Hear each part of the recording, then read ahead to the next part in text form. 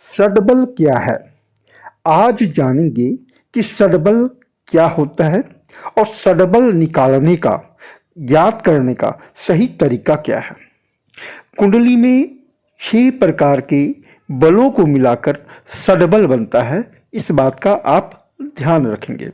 जब तक सडबल से ही ज्ञात होता है कि हमारी कुंडली में कौन सा घर को भाव या स्थान जो कहिए और कौन सा ग्रह बली है, उच्च है, मजबूत है और शक्तिशाली है, और कौन सा घर, स्थान या भाव कमजोर है, नीच का है, यह जानने के लिए सडबल ज्ञात करना आपको आना चाहिए।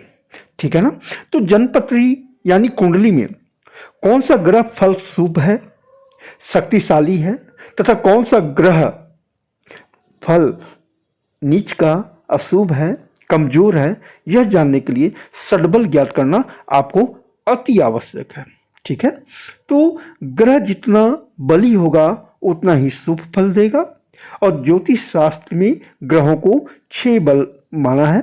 तो सबसे पहला बल स्थान बल, दूसरा दिग्बल, तीसरा काल बल, चौथा चेष्टा बल, पांचवा नैसर्गिक बल और छठा दृग्बल है।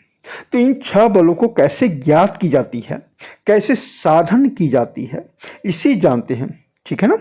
तो सबसे पहले आपका स्थान बल आता है। ठीक है। पहला जो है स्थान बल आता है। तो स्थान बल में भी प्रकार होते हैं। ठीक है। उनका साधन किस तरह से की जाती है वह जानते हैं। तो स्थान बल में पहला जो प्रकार है जो युग्म बल, ध्यान से साधन करना सीखिए और आसानी तरीके से साधन करना सीखिए। ठीक है। अगर आपकी कुंडली में चंद्र और शुक्र ग्रह सम राशि में है और नवांश कुंडली में भी सम राशि में अगर है तो इसे आप ज़्यादा बल समझें, 30 कला माने। ठीक है। अगर वही चंद्र तथा शुक्र ग्रह लगन कुंडली और नवांश कुंडली किसी एक कुंडली में सम है और किसी एक कुंडली में विषम है तो आप 15 कला माने। ठीक है। अगर यही चंद्र शुक्र अगर दोनों लगन कुंडली में और नवांश कुंडली में दोनों में विषम में अगर है तो आपका 0 कला होगी, 0 कला, 0 पॉइंट मिलेगा। ठीक है। अब आते हैं कि अगर सूर्य मंगल, हमने चंद्र शुक्र जान गए, अब सूर्य मंगल बुध गुरु और शनि अगर यह विषम में है और लगन कुंडली में भी विषम में है और नवमांश कुंडली दोनों में विषम में है तब इसे 30 कला का फल देगा, ज़्यादा बली होगा। ठीक है। अगर दोनों कुंडली में एक में सम है, ठीक है, सूर्य मंगल बुध गुरु और शनि एक में सम में है, सम में समझ रहे हैं, नहीं समझ रहे तो अब जान ले कि सम का मतलब हो गया कि जो कुंडली के 1 नंबर 2 नंबर 3 नंबर 4 नंबर जो लिखी हुई है तो इसमें 2 4 6 8 10 12 यह आपकी सम राशि हुई और 1 3 5 7 9 11 यह आपकी विषम राशि हुई। ठीक है ना। तो जैसे आप मान के चलिए कि 1 यानी एक यानी विषम राशि, तो 1 यानी मेष राशि हुई। ठीक है ना।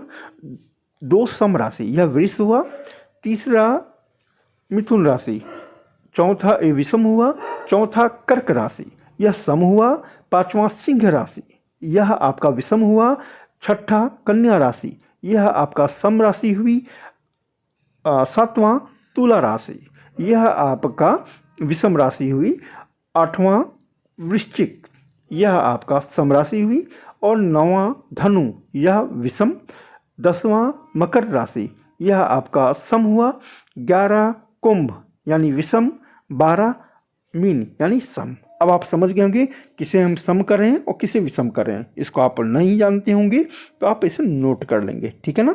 तो यही है कि सूर्य मंगल बुध गुरु और शनि विषम में हो, मतलब लगन की कुंडली में भी विषम में हो, नवांश की कुंडली में अगर विषम में हो तो 30 कला का फल देगा, ज़्यादा बलवान होगा।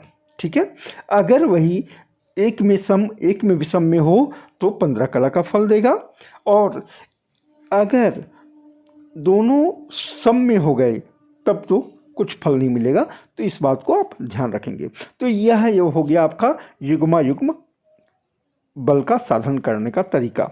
अब जानेंगे केंद्रादि बल साधन कैसे की जाती है, क्योंकि हमारे बल का साधन करने के बाद मालूम चलता है कि हमारा कौन सा ग्रह बली है, उच्च है, मजबूत है, शक्तिशाली है, और कौन सा ग्रह कमज़ोर है, नीच है। यह जानने के लिए आगे की वीडियो देखने के लिए हमारे चैनल को सब्सक्राइब अवश्य कर लेंगे, तथा केंद्रादि बल कैसे ज्ञात करना है यह नेक्स्ट वीडियो में जल्द ही अपलोड कर देंगे।